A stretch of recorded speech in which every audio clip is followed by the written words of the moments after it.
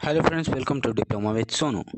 आज हम लोग पढ़ने वाले हैं कुछ एमसीक्यूज के बारे में जो कि मेनली एसएससी ये सब एग्जाम में आए हुए रहते हैं। ओपीवाई क्यों रहेगा उसका हम लोग टॉपिक वाइज यहाँ पे डिस्कशन कर रहे हैं, आप लोग को पता ही होगा। और जो भी लेक्चर अगर आप लोग नहीं देखें तो प्लेलिस्ट यहाँ पे बना हुआ है एमसीक्यूज का, वहाँ से आप लोग भी देख सकते हैं और भी MCQ.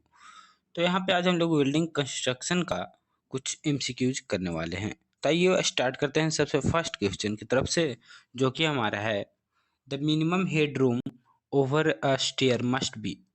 Minimum headroom over a stair कितना होना चाहिए? तो देखिए, मिनिमम हेडरूम का एक यहाँ पे बोल सकते हैं कि यहाँ पे डाटा दिया हुआ होता है, जो कि क्या होता है कि 203 अप्रोक्स होता है। ठीक है, 6 फीट 8 इंच अप्रोक्स होता है। तो 6 फीट 8 इंच ऐसे भी आप लोग याद कर सकते हैं, 6 फीट 8 इंच होता है। और इसको आप लोग चेंज करिएगा तो अप्रोक्स 205 सेंटीमीटर होता है। तो ये B option will be correct. उसके बाद सेकंड नंबर क्वेश्चन की तरफ चलते हैं, जो कि हमारा डॉगलेग स्टेयर के बारे में है। तो देखिए, डॉगलेग स्टेयर क्या होता है? Are half turn stairs. ठीक है, डॉगलेग स्टेयर क्या होते हैं? हाफ टन स्टेयर होते हैं। सी। थर्ड नंबर क्वेश्चन की तरफ चल रहे हैं, जो कि हमारा है lintels. The lintel are perform to arches because. Lintel are perform to arches because. तो उसका रीजन क्या होता है? तो arches require more headroom to span for the opening like doors and windows, ये भी करेक्ट है।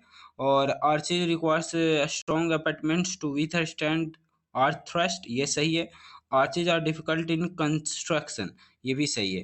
तो तीनों ऑप्शन सही है, इसलिए D option will be correct, all of the above. इसके बाद नेक्स्ट क्वेश्चन की तरफ चलते हैं, जो कि हमारा रहेगा फोर्थ नंबर क्वेश्चन। ये क्वेश्चन यहाँ पे है, a very comfortable type of a stair for uses is.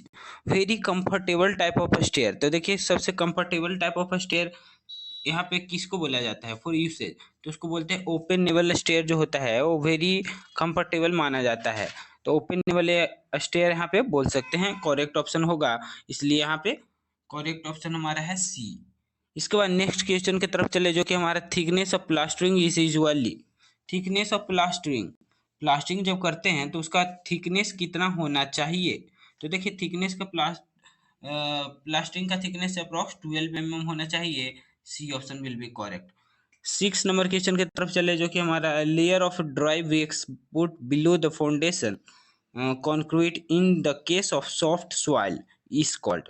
अगर सॉफ्ट सॉइल का केस है तो उसमें क्या होता है कि जो ड्राई ब्रिक्स हम लोग बिछाते हैं सॉइल के नीचे, तो उसको हम लोग क्या बोलते हैं? सोलिंग, सोरिंग और डीपीसी और नन ऑफ देव। तो देखिए, डीपीसी तो होगा नहीं, उसके बाद में आप लोग ये भी छाट सकते हैं कि सोरिंग भी नहीं होगा। तभी यहाँ पे एक ऑप्शन बचा है सोलिंग। सोलिंग का नाम उसको बोला जाता है, ऑप्शन विल बी करेक्ट। इसके बाद सेवन नंबर क्वेश्चन की तरफ चले, जो कि हमारा ब्रिक मैसनरी से रहेगा। अब brick masonry could fail due to. Brick masonry किसके कारण से फेल हो सकता है? तो देखिए, rupture along vertical joint in poorly blooded bonded walls, ये करेक्ट है। सियरिंग अलोंग हॉरिजेंटल प्लेन, ये भी करेक्ट है। क्रशिंग ड्यू टू ओवरलोडिंग, ये भी करेक्ट रहेगा। तो D option will be correct, any of these. ठीक है, कोई भी इसमें से सही है। The portion of the brick without a triangular corner to half the width and half the length। ऐसा पोर्शन ऑफ ब्रिक जिसमें क्या है, विदाउट अ ट्रायंगुलर कॉर्नर हम लोग उसको कट करें कहाँ से? Equal to half of the width and half of the length. Half of the width भी हम लोग को कट करना है और हाफ ऑफ द लेंथ भी हम लोग को कट करना है।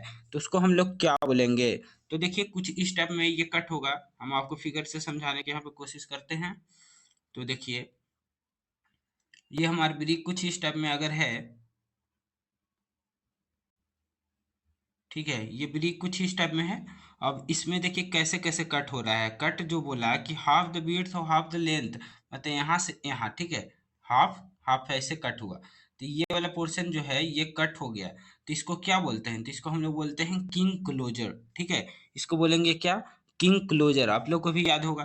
तो C option will be correct, king closer. इसके बाद नेक्स्ट क्वेश्चन की तरफ चलते हैं, जो कि हमारा 9 नंबर क्वेश्चन रहेगा। When brick is cut into two halves longitudinally, one part is called। देखिए, दो हाफ में काटा गया है लॉन्गिट्यूडिनली, ठीक है, तो उसको हम लोग क्या बोलेंगे? तो उसको बोलेंगे यहाँ पे क्वीन क्लोजर। लॉन्गिट्यूडनली बोलने का मतलब क्या, लेंथ के अलोंग, ठीक है ना, लेंथ के अलोंग काटा गया तो उसको क्या बोलेंगे, queen closure. C option will be correct. इसके बाद नेक्स्ट क्वेश्चन है हमारा, which IS code gives a specification about cement plaster. कौन सा आईएस कोड है जो हम लोग का स्पेसिफिकेशन देता है सीमेंट प्लास्टर के बारे में, तो आईएस 1661 ये कोड हम लोग को देता है प्लास्टरिंग के बारे में। तो D option will be correct, provision यही है, ठीक है। 11 नंबर क्वेश्चन की बात करें, the operation of removing humps and hollows of uniform concrete surface is known as. तो उसको हम लोग क्या बोलेंगे, हम्प्स का हटाना, या बोल सकते हैं कि वहाँ पे हॉलो जो भी होगा उनको हटाना यूनिफॉर्म कॉन्क्रीट सरफेस के लिए, तो उसको हम लोग क्या नाम से जानते हैं, तो उसको बोलते हैं screeding. B option will be correct, screeding. इसके बाद 12 नंबर क्वेश्चन की तरफ चले, जो कि हमारा क्वेश्चन है हमारा, the final operation of finishing floors is known as. देखिए फाइनल ऑपरेशन जो हमारा फिनिश करते हैं फ्लोर का, तो उसको हम लोग क्या बोलते हैं, तो किसके द्वारा किया जाता है मेनली, ये यहाँ पे पूछो, फ्लोटिंग, फिनिशिंग और ट्रोलिंग। तो देखिए फाइनल किसके द्वारा करते हैं, ट्रोवल के द्वारा करते हैं, ट्रोवल की मदद से करते हैं, तो ये प्रोसेस समझ जाइए ट्रोलिंग होता है, ठीक है। आई होप यहाँ तक आप लोग को क्लियर हुआ होगा। 13 नंबर क्वेश्चन की तरफ चलते हैं, जो कि हमारा है, before plastering the surface has, before plastering, देखिए आप लोग भी, अगर आप लोग के भी घर में अगर प्लास्टर हो रहा होगा, उससे पहले क्या होता है कि वहाँ पे क्या होता है, एक बायर ब्रश आता है, जिससे क्या होता है, वॉल को वहाँ पे लगड़ा जाता है, रगड़ा जाता है, जिससे क्या हो, वहाँ पे रफ सरफेस हो जाए। या क्या कि जब हम लोग वॉल कंस्ट्रक्ट करते रहते हैं तो वहाँ पे ग्रुप्स बनवा दिया जाता है, जिससे क्या हो कि प्लास्टर अच्छे से वॉल के साथ में अटैच हो, ठीक है। तो ये दोनों चीज हो सकता है, तो यहाँ पे रफ सरफेस होगा, ये option will be correct. 14 number question हमारा, wood surface requires, wood surface requires fill in blanks coats of plastering. Wood surface को कितना कोट में प्लास्टिंग चाहिए, तो वुड सरफेस को मेनली 3 कोट में प्लास्टिंग चाहिए होता है। 15 नंबर क्वेश्चन की तरफ चलते हैं, जो कि हमारा रहेगा, the total load on the lintel shown in the figure below will be taken at the weight of brickwork contained in। Total load जो है लिंटल पे, वो क्या है कि below if be taken as weight of brick content, जितना weight of brick वो contain करता है वही इसका टोटल लोड वहाँ पे रहेगा। तो यहाँ पे देखिए, तो यहाँ पे क्या ऑप्शन करेक्ट होगा, जैसे कि rectangle whose height is equal to the effective span, ये वाला, ये, या ये ऑप्शन होगा कि a rectangle whose height is equal to the height of the slab above lintel, या equilateral triangle of the side L and the load between lintel and slab। तो देखिए यहाँ पे इक्विलेटरल ट्रायंगल जो है, जो हमारा साइड एल से रहेगा, और load between the lintel and slab, तो ये वाला ऑप्शन करेक्ट होगा, D option will be correct, ये वाला ऑप्शन हम लोग का करेक्ट होगा। यही ना ट्रायंगल है, इसमें जो भी लोड आएगा इसके वजह से आएगा, ठीक है। तो D option will be correct, यहाँ पे हम लोग डी ऑप्शन करेक्ट करेंगे। 16 नंबर क्वेश्चन की तरफ चलते हैं, जो कि हमारा प्लास्टिंग से है। प्लास्टिंग इज कॉल्ड, प्लास्टिंग को अनदर नाम से क्या, कौन सा नाम से जानते हैं, तो इसको बोलते हैं पैरागेटिंग, ठीक है, pargeting, B option will be correct, pargeting. Plastering को पैरागेटिंग के भी नाम से जाना जाता है। In plastering the first coat is called, plastering का फर्स्ट कोट को हम लोग क्या बोलते हैं, तो देखिए, और उसके बाद में एक और क्वेश्चन है, इट्स थिकनेस शुड बी, उसका थिकनेस कितना होना चाहिए, तो देखिए प्लास्टिंग का फर्स्ट कोट को हम लोग बोलते हैं अंडर कोट, ठीक है, और उसका यहाँ पे थिकनेस होता है 10 से 15 mm, ठीक है। तो D option will be correct. 80 number question की तरफ चले, जो कि हमारा which of the following statement is true. इनमें से कौन सा ऐसा स्टेटमेंट है जो ट्रू है, ठीक है। तो यहाँ पे ट्रू का स्टेटमेंट हम लोग को खोजना है, तो देखिए mud plastering does not require curing, ये ऑप्शन ही हमारा करेक्ट ऑप्शन है। मड प्लास्टिंग जो होता है उसमें कोई भी क्यूरिंग का जरूरत नहीं होता है। इसके बाद 90 नंबर क्वेश्चन में बात करें, जो कि हमारा है, fill in the blacks is used to ensure that the thickness of plastering is uniform। किसका यूज किया जाता है, प्लास्टिंग के यूनिफॉर्मिटी को चेक करने के लिए, तो है C option will be correct, bull mark का यूज किया जाता है प्लास्टिंग में चेक के लिए। 20 नंबर क्वेश्चन की बात करें, जो कि हमारा horizontal construction joint in concrete walls are generally provided at. Horizontal construction joint जो कि हमारा प्रोवाइड किया जाता है वॉल्स में, तो कहाँ प्रोवाइड किया जाता है? विंडोज और सी लेवल और सोफिट लेवल या फ्लोर लेवल, या all the options are correct. तो देखिए हॉरिजॉन्टल कंस्ट्रक्शन जॉइंट जो भी है, ये यहाँ पे तीनों में वहाँ पे क्या प्रोड्यूस किया जाता है, वहाँ पे बनाया जाता है, बोल सकते हैं एक तरह से। D option will be correct, all the options are correct. 21 number question की तरफ चले, जो कि हमारे maximum thickness of concrete floor of cement warehouse each. Maximum thickness of concrete floor of cement warehouse, cement warehouse के maximum thickness कितना होना चाहिए? तो होता है 25 सेंटीमीटर। ठीक है, floor of a cement warehouse. ठीक है, इसके बाद में बात करते हैं 22 नंबर क्वेश्चन की तरफ, जो कि हमारा है according to building by laws what is the building is called and when the outer face of any of its wall is on street boundary. जब उसका कोई भी वॉल क्या हो कि स्ट्रीट बाउंड्री पे हो, तो उसको बिल्डिंग को हम लोग को क्या नाम से जानते हैं? तो देखिए अगर उसका वॉल क्या हो कि अगर स्ट्रीट बाउंड्री पे हो, तो उसको हम लोग नाम से जानते हैं क्या? एबट।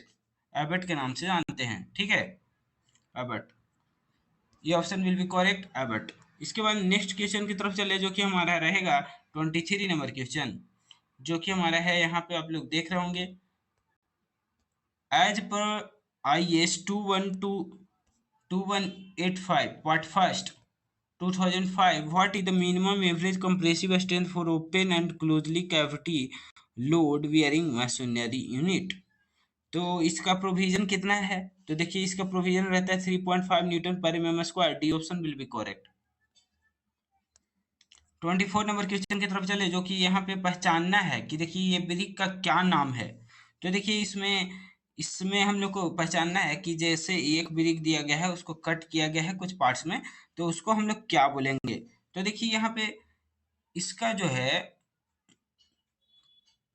बीड्स जो है, बीड्स से यहाँ पे हाफ से लग रहा है कि काटा गया है, लेकिन जो लेंथ के लॉन्ग है ये हाफ से नहीं है। अगर हाफ से रहता है तो क्या हो जाता है? वो हो जाता है किंग क्लोजर, और लॉन्गिट्यूडनल रहता है तो क्वीन क्लोजर।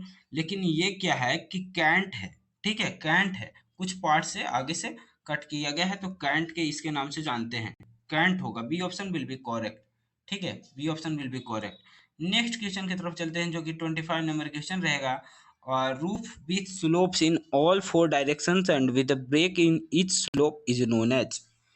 ऐसा रूफ जो चारों डायरेक्शन में क्या हो, स्लोप टाइप स्ट्रक्चर बना हुआ हो, और हर एक जो भी स्ट्रक्चर रहेगा उसमें थोड़ा सा वहाँ पे क्या हो कि ब्रेक हो, तो उसको हम लोग क्या बोलते हैं? तो उसको यहाँ पे बोला जाएगा मैnsard रूफ। ठीक है, उसको क्या नाम से जाना जाता है?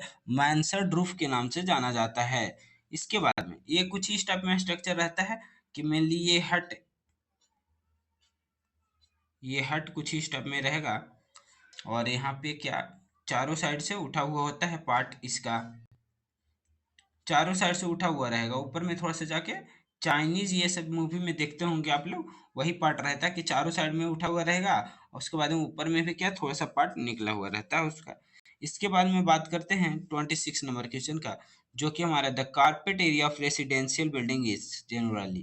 देखिए कारपेट एरिया रेसिडेंशियल बिल्डिंग का कितना होता है? तो 50 से 65% होता है। C option will be correct. 27 number question की बात करें, the ratio of compressive strength of a material standard with water to the dry state is known as. उसका ड्राई स्टेट से, तो उसको हम लोग क्या नाम से जानते हैं? तो उसको बोलते हैं coefficient of softening. B option will be correct, coefficient of softening. तो यहाँ पे आई होप यहाँ तक आप लोग का क्वेश्चन क्लियर हुआ होगा।